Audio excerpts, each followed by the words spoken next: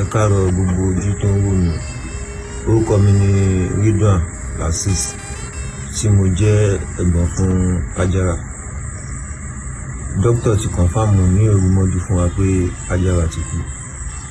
Gbogbo ẹbí àwa ń fi àsìkò yìí dúpẹ́ lọ́wọ́ yín wípé ẹ ṣé púpọ̀ o. Látòrí pẹ̀sì gbogbo indọ́sítírì ẹ ṣé púpọ̀ o. A jẹ́ fi àsìkò yìí sọ fún yín pé gbogbo àwọn tí wọ́n ń sẹ́ndì owó kó má sẹ́ndì owó mọ́, torí ẹni tá à ń ti torí ẹ̀ sẹ́ndì owó yìí ẹni náà ló ti padà lọ yìí. Ẹ ṣé púpọ̀ o. A fẹ́ kẹ́ sẹ́ndì owó mọ́ sínú àkáǹtì ẹ̀. Ẹ ṣé púpọ̀. Anybody can just say what I want to be saying. February 14, Lovers Night. Yes. It will say I want to marry two persons at the same time. Ramata and Ajara. February 14, Lovers Night. Àyájọ́ olólùfẹ́ ni.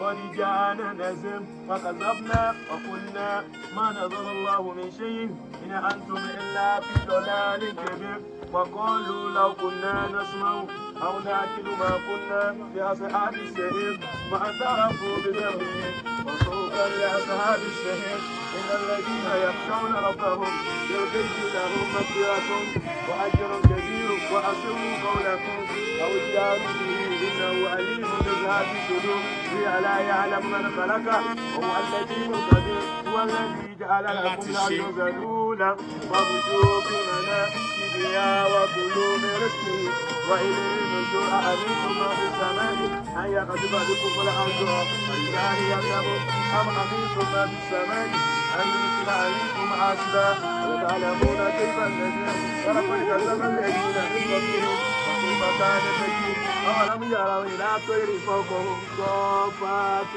ويجرين ما يمسكهن إلى الرحمن إنه بكل شيء بصير أمن هذا الذي هو جند لكم ينصركم من دون الرحمن إن الكافرون إلا في غرور أمن هذا الذي يرزقكم إن أمسك رزقه